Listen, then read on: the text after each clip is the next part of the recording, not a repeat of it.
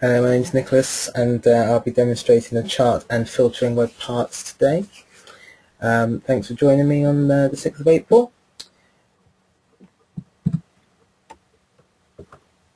Okay, so charts are a great way to show your data to your user base.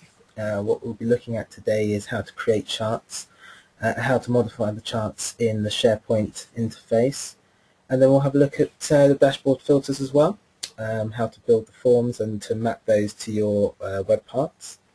And some additional features that come with the dashboards that aren't necessarily intuitive or on the face of the interface that we have. And then also how to manipulate charts and web parts using the dashboards. I'm assuming that the people listening and the audience, basic knowledge of SharePoint interface, an intermediate understanding of the SQL, and a basic to intermediate knowledge of the sequence runtime administration consoles. We'll be jumping between the two throughout the demo. Okay, so I'm going to start with a look at the charts, and Sequence has a set of charts that you can choose from. You've got the bar, stacked bar, line, pie, donut, and also the angular chart. We're going to focus on the first two lines of the table there, so the bar, stacked line, pie, and donut. The required fields for those are the categories, series, and value. And what we'll do now is actually have a look at a store procedure that allows you to access the charts.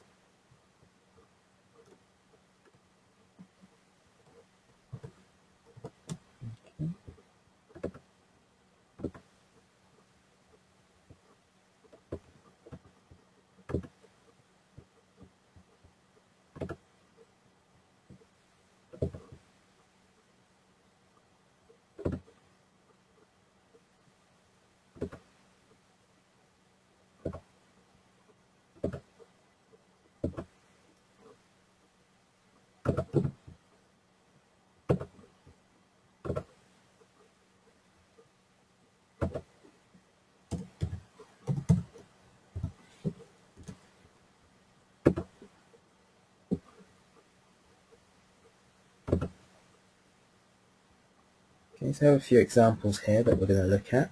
We'll start off with the number of processes.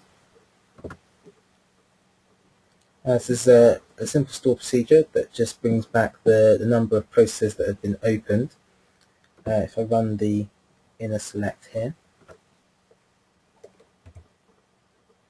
so it just brings back the number of processes with the template GUID, and what I've done is set that into a format that the charts recognize,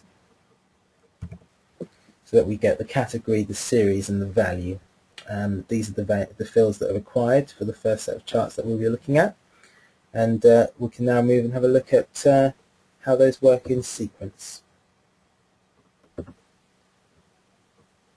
So the second part of creating a chart, once you've got your store procedure, is to set up the chart in the administration. That's under Tables, General Tables, Monitoring, and Charts. If you edit that, you see I've got a few charts here already. The number of workflows charts, this one here, is the one I've set up earlier. And when you add a new chart, you see the same screen here. You can give the chart a title just by typing that into here.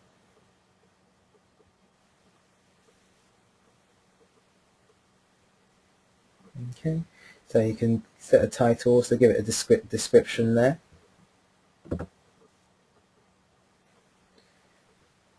Which is displayed in this section here, and you can choose whether you want to show that description or not. We'll leave it as all workflows for the moment, and then we can specify the store procedure just here. So if I pop into there, there's no parameters for this store procedure, so my parameter grid here is empty, and I've just got my chart procedure there. So I'll just validate. Okay. This sometimes happens. It's I've not managed to figure out why it does. However, we should be able to continue without it affecting what we're doing here. the chart type I've selected as a bar, so what we'll do is we'll leave that as a bar there. And we've got a final option down the bottom here, which is the palette, which is set as default at the moment. This is going to control the colours we see in our grid. So let's continue. Okay, so that's the number of workflows. Now let's have a look at adding that into our SharePoint interface. So if we go on to the monitoring reports page,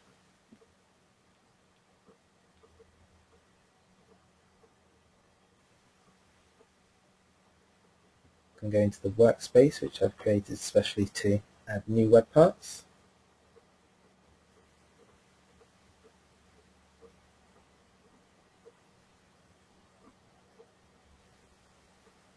Okay, so let's edit the page, and let's add our new chart web part in. So we add a web part, let's just log in here.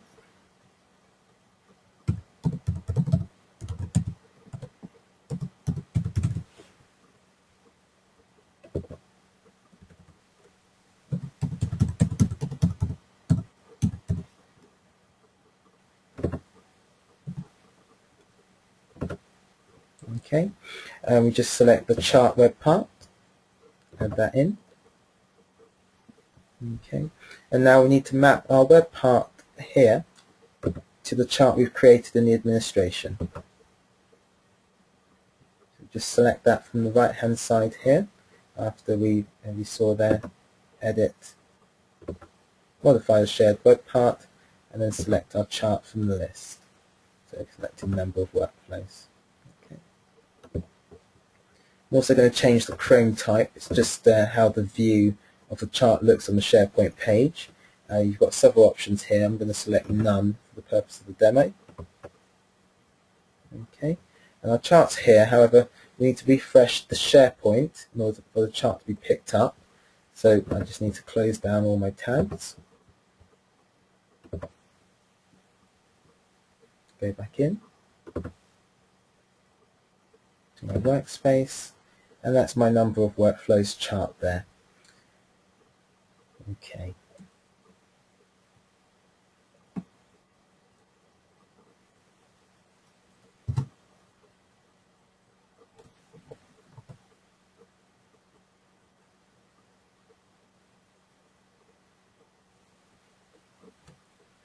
Okay, so we've looked at the components, the SQL, the chart set up in administration, and then adding a chart to SharePoint, and that was my first example there, is creating a simple bar chart using the number of workflows that I've kicked off in my runtime.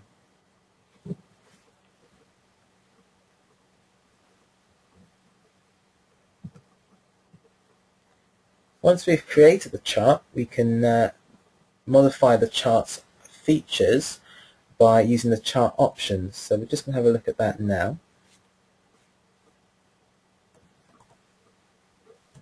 Okay.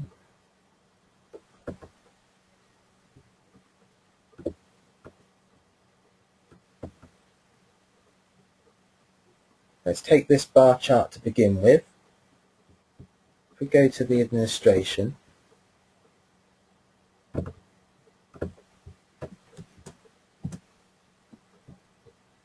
and back to our charts menu, select our number of workflows, and next to this chart type, if we click the three dots, we get another set of options. Now we can change the background color of the chart, give the x-axis a name,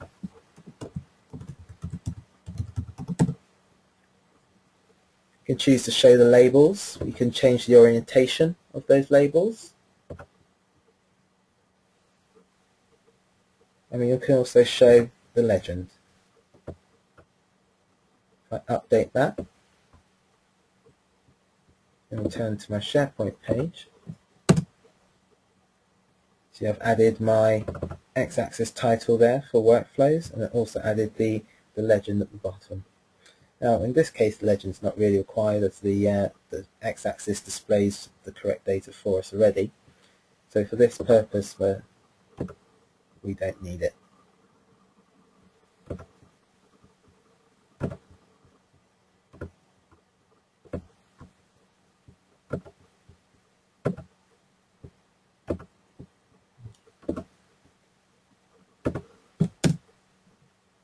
There we go.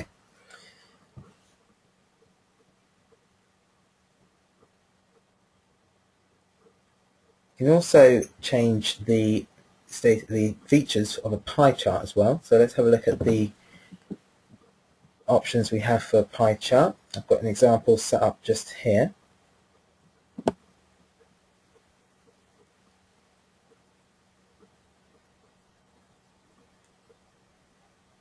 Now, a pie chart takes just two fields, the category and the value. We can have a look at a store procedure for that just here.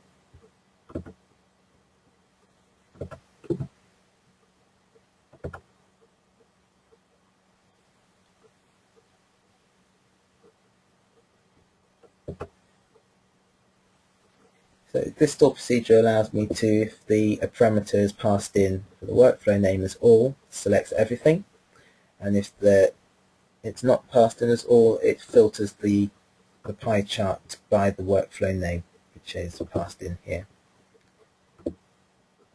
The select in both cases returns just two fields, category and the value. The category will be the name of each section of the pie, and the value will be the size of those sections, as we saw here. Okay. Now again, this was set up exactly the same. In the administration, we've got our number of workflows pie, and the type was selected here as a pie chart. Okay. The pie also has the same settings in the background here. So we can choose to, again, show the legend or change the size of the pie. At the moment it's a thin pie, and I'd like to give it some depth. So I'm just going to edit the depth there, update it, and again refresh my SharePoint page. See the changes. Okay. Additionally, I can change the type of my pie. So the pie and the donut share the common fields. So in my selection here, I can just change that into a donut.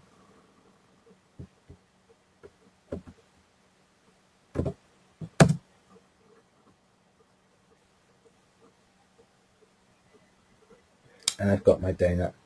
In this case, because I've changed the type, it's also resized my chart. So let's go and have a look at the settings to set that back to the right size. So under here, you set it back to 60. I'm going to put that back to 150. And again, I like my 3D, so I'm going to add in the depth as well.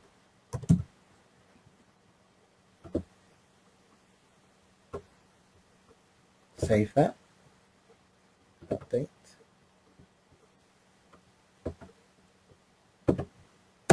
Refresh. Okay, so that's my donut pie there. Now, in the store procedure, I'd also passed in a parameter. So what I'm going to now do is take you through the dashboard filters, how to create a dashboard filter, and then how we're going to link that to our charts and our web parts.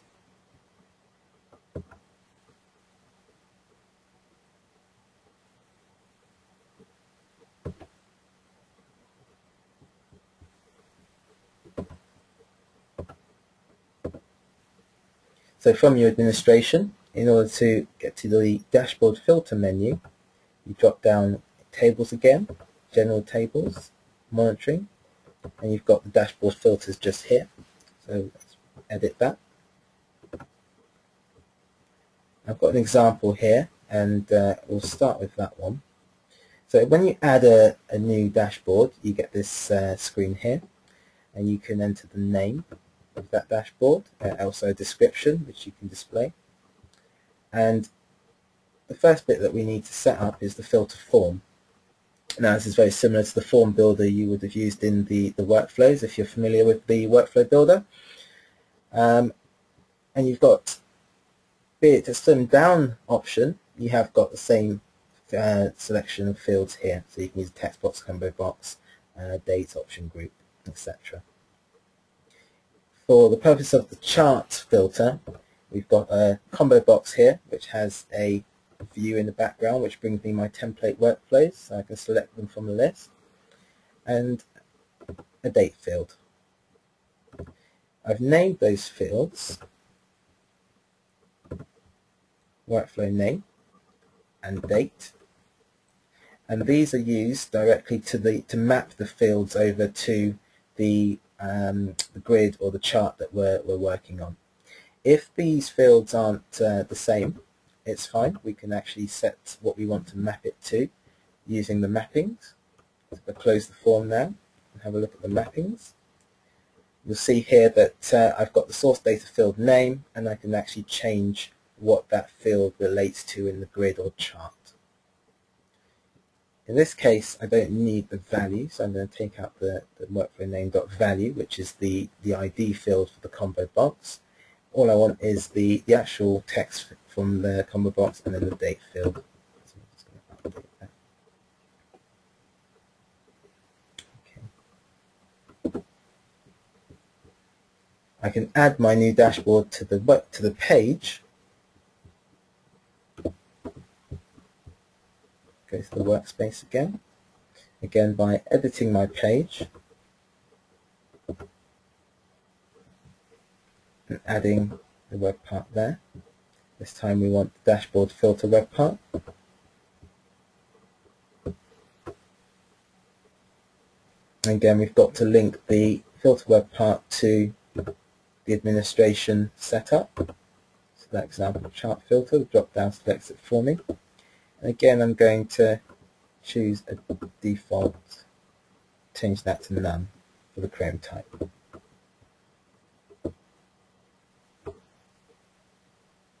Okay, so dashboard filter is in there. If I come out of here, you'll see it's added the filter. And at the moment, this grid doesn't take any parameters, but on this page here, we've got the pie chart, which does take in the parameter of all or a workflow. So let's give it a particular workflow name and see the result. So it's just filtered it for that particular workflow, and that's all I'll see in the grid. Let's try another. Freedom of information request has 16. And because of the all catch, if I filter it with no variable in there, it will show me everything. Okay. You'll notice there's also a date field on here, which takes me on to the grid below it, which is a stacked bar. Again, this is a bar chart that has multiple series for a single category. An example is here.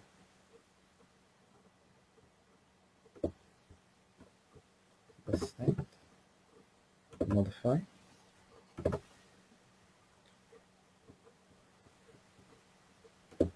Just go to the bottom here.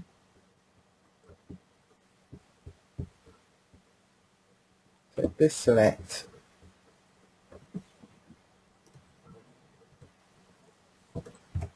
brings back multiple series for the same category. So on the 17th of the 3rd there, we've got 2 independent series, one for the submit freedom of information request and one for the freedom of information request on its own. And that is what has given us this stacked bar approach. We can also use a bar chart for this, and what would happen is we'd see individual lines rather than them being stacked together like that. I'll show you the difference. So if we go back to our chart menu, select our stacked, and change that from a stacked bar to a bar.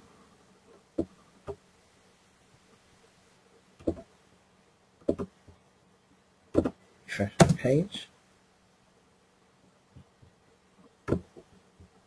we now have individual bars for each of the series there.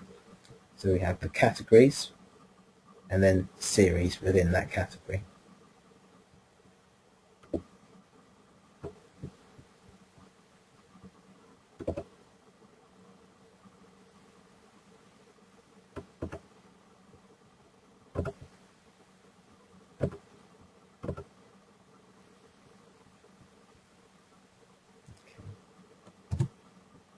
Let's just take a look at our slides.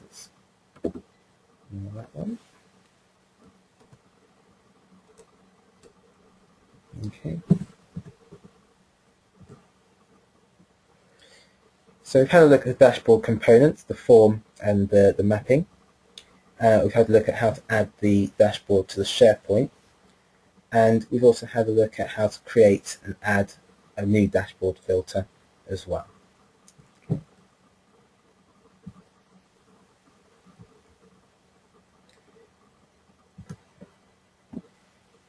So how to manipulate our charts and web parts using dashboards.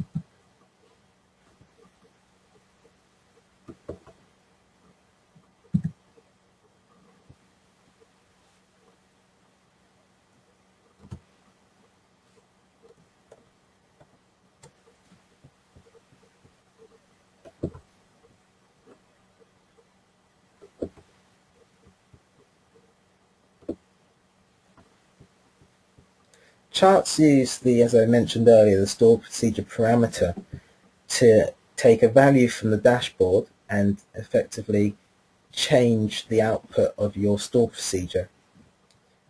The grid here, let's just refresh that so we get back our stacked bar. So the bar chart here has dates and also processes denoted by the colours. It's not very clear, so what we can do is add for this chart is actually add the legend.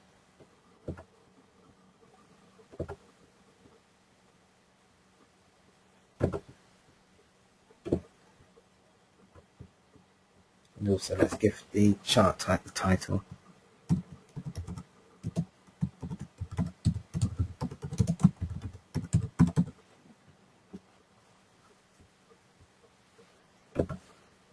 Update that.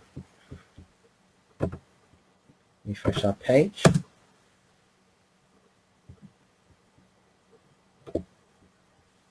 You'll see there we've got our date workflows opened, and also we can see which of the colours on the bar chart respond to which of our workflows, or each of our workflows. Okay, so the date field now allows me to say, for the 17th for instance, I scroll down, on the 17th we had these two sets of workflows, which are the submit for freedom of information request and the freedom of information request workflow the same. I hit filter, I should only see that bar. I can further filter that by selecting one of those workflows, in which case I see the bar without the stack. So by adding a dashboard at the top here, we've allowed the user to dynamically interact with our chart.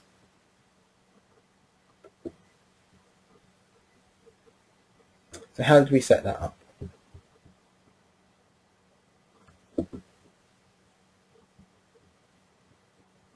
We've got our dashboard at the top there. This web part doesn't actually take any parameters, so we'll delete that one. And we'll add a new chart in.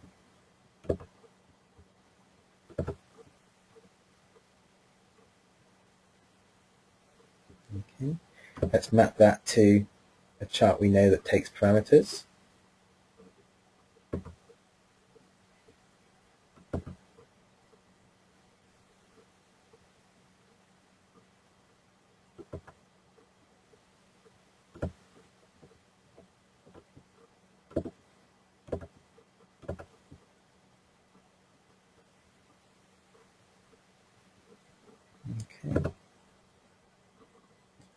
let's just refresh our page.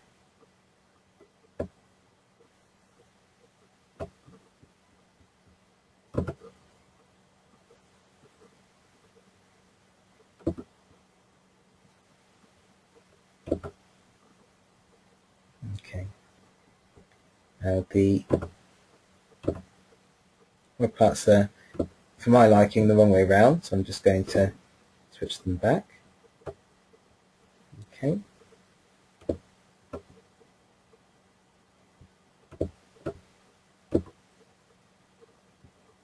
And now I've got my dashboard filter web part at the top and my bar chart at the bottom, my stacked bar. At the moment these two are not linked. If I was to try and filter that, I wouldn't get anything. So the next step is to connect these two web parts by going to edit the page, edit the web part and go down to connections, get dashboard filter from dashboard filter web part, effectively linking those two web parts together. So now if I filter by the workflow, I'm able to change those values.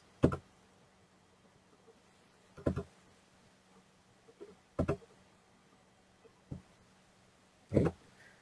No data display. That would help if the date was correct. There we go. And so again, that's our dynamic web part.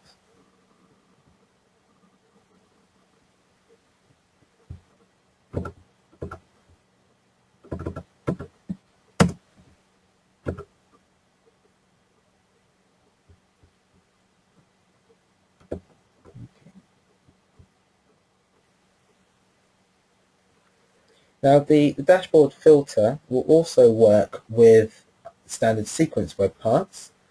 We can have a look at that now.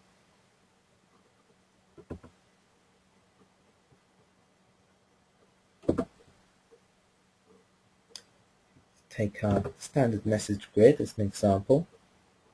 Now in the message grid at the moment we've got different workflows displayed here. So we've got freedom of information request, stage gate, review template, lots of different workflows there.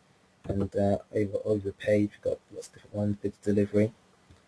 And what we want to do is effectively change this view using one web part and a dashboard filter. If I edit the page, I'm going to use the same dashboard filter that I've been using on the charts page. Add web part, dashboard filter web part, add.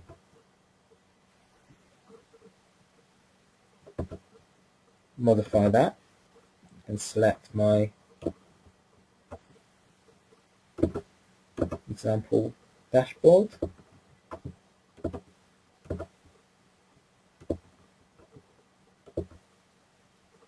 Okay. And then I need to connect my dashboard to my web part. Okay. Now, again, I need to refresh my page.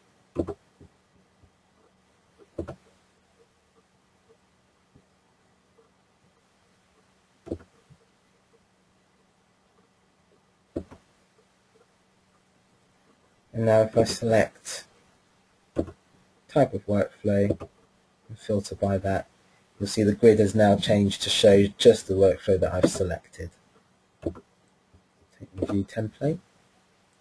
There we go. Once more just for luck. Okay, we've got our 3 stage gate workflows there. At the moment the date field is actually not doing anything, so let's just demonstrate why. For us to select the 5th of April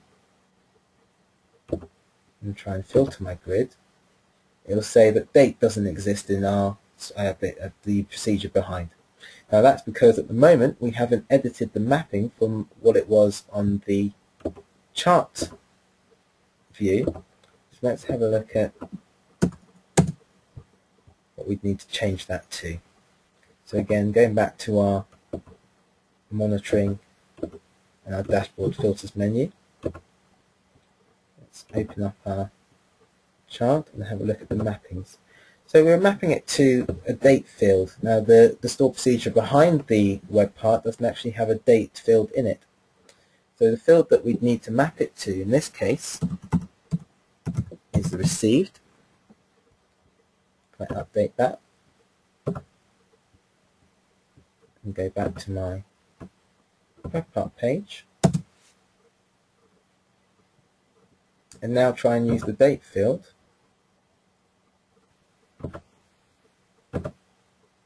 you see it's filtered the grid because it's recognized that the procedure behind the web part has a received field in it. Okay.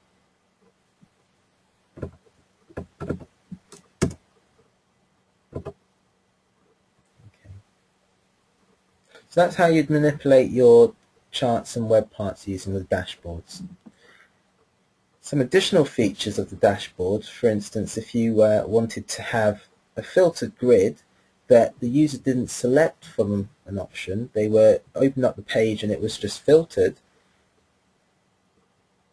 is also possible. So what we'll do is have a look at how you can do that. First of all, back in our dashboard filter, we'd have to edit our form. And for the purposes of this, I'm actually going to remove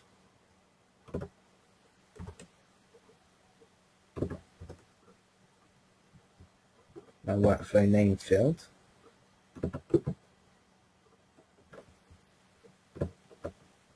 I'm going to replace it with a text box.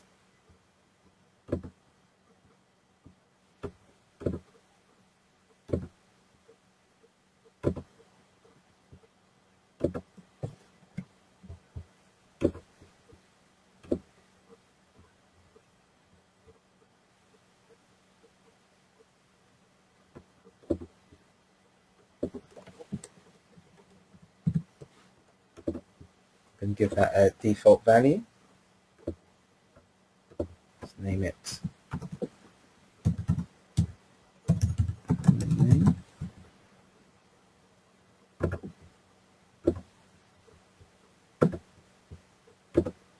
Let's give it a value of stage gate.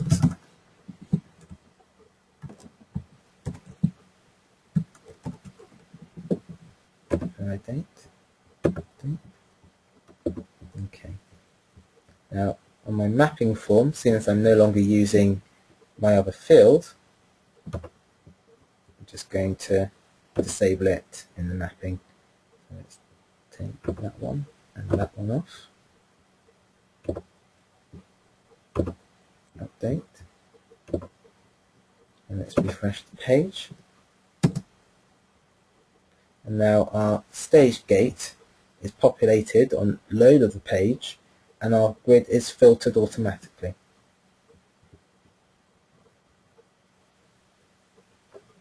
I can still manipulate the values in the grid by changing and refiltering the form, but then on load of the page it will always go back to being what was the default value. Now we can use this to filter the form unknown to the user by making the web part here hidden in SharePoint. So edited the SharePoint page and modifying the web part, and under the layout options I'm just going to make it hidden.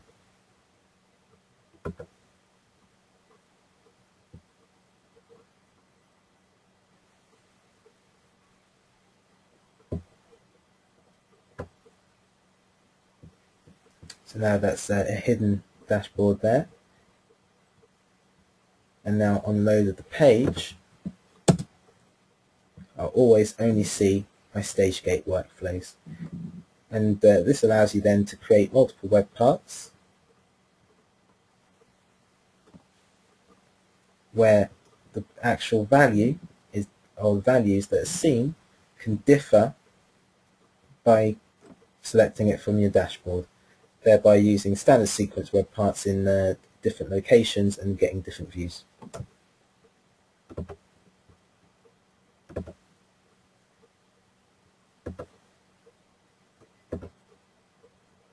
Okay.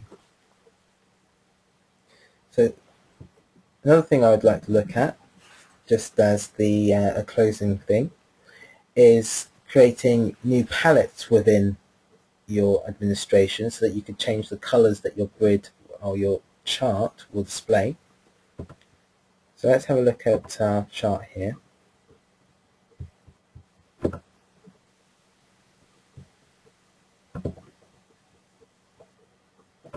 got our stack bar, and as you can see, it's already filtered because I gave it a default value of stage gate, and we're using the same dashboard filter. It's filtered that by to stage gate on load of the page.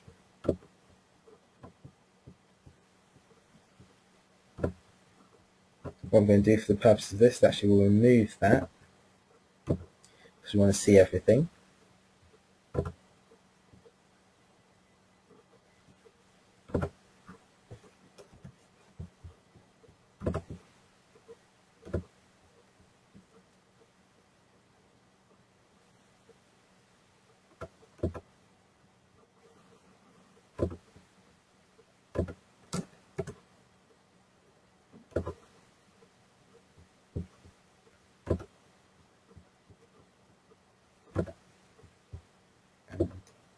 Just make sure the mapping doesn't have the value selected, and update.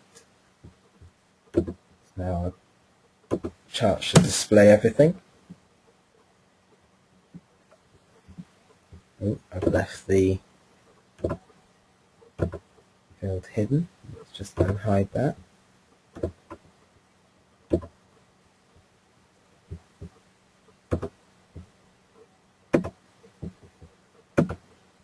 And again, refresh the page. Okay. So at the moment, license request is blue. Submit for freedom of information request is yellow, and green, etc. as we go across the legend there.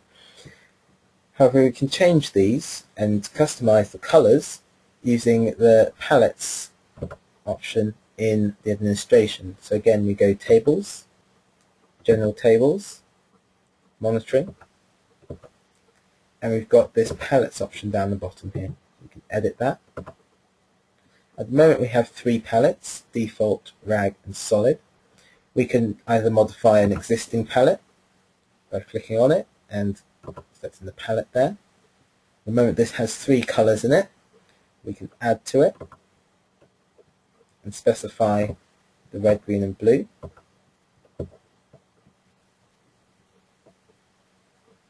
There you go, it's specified the red FF, the green 66 and the blue F5, and that builds up a color for us. Or we can create a whole new palette for ourselves. Let's add.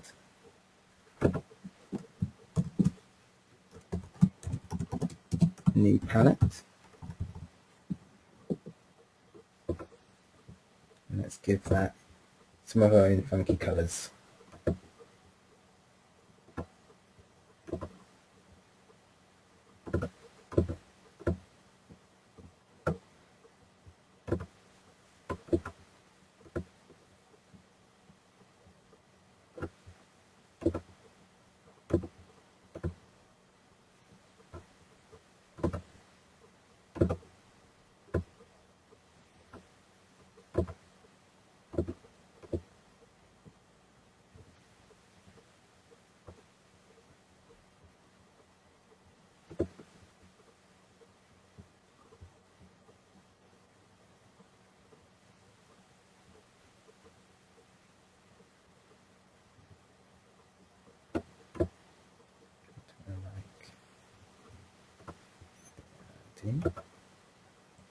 And one more.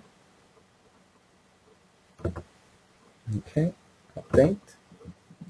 Now our new palette will appear as an option in our chart menu.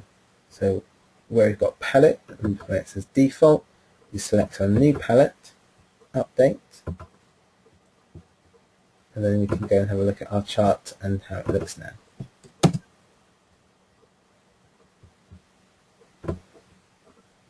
There's our funky colour choices.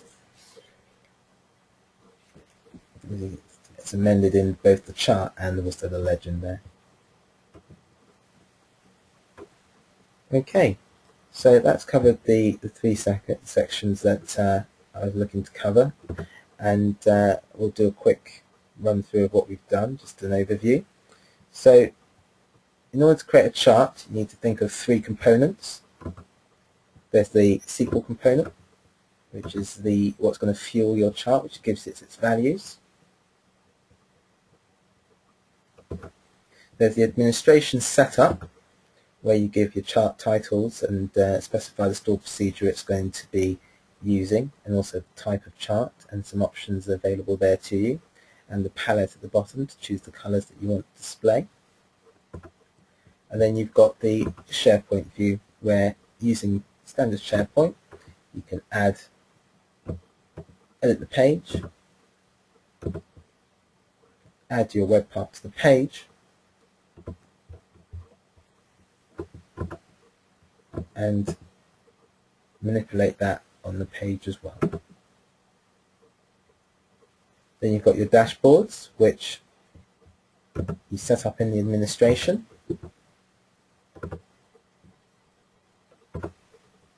Here, give it a title, description, design your filter form.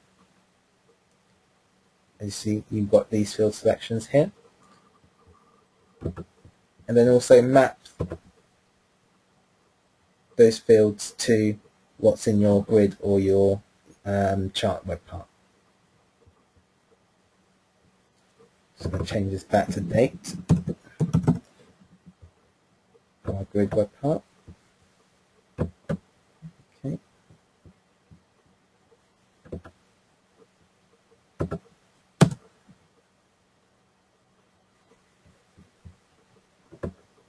And then you can also change the colours of by creating new palettes of your own, or modifying the palette that's already there. You can completely customize the chart and how it looks to the user. You can then also modify the data that's displayed using the same chart, but by filtering your procedure in the background, what's fueling that chart, by passing in parameters from your dashboard filter. And if you're using a web part, again, you can filter your grid by passing in a value to your web part. Just unhide web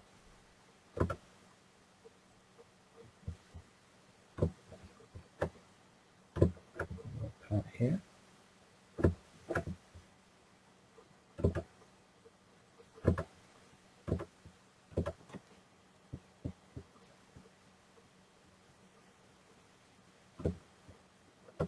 Exit unit mode.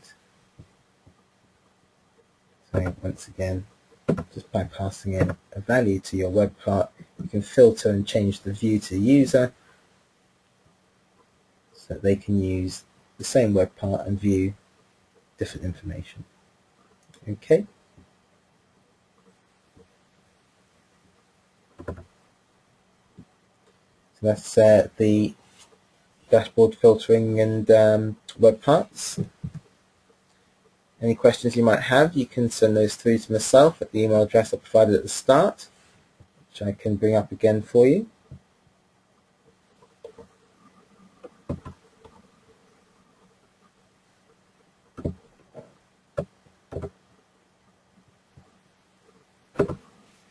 So any questions at all that you might have pertaining to charts, filtering web parts, or the sequence web parts alone, and just pop any questions through to me at that email address, and I'll be happy to respond to you.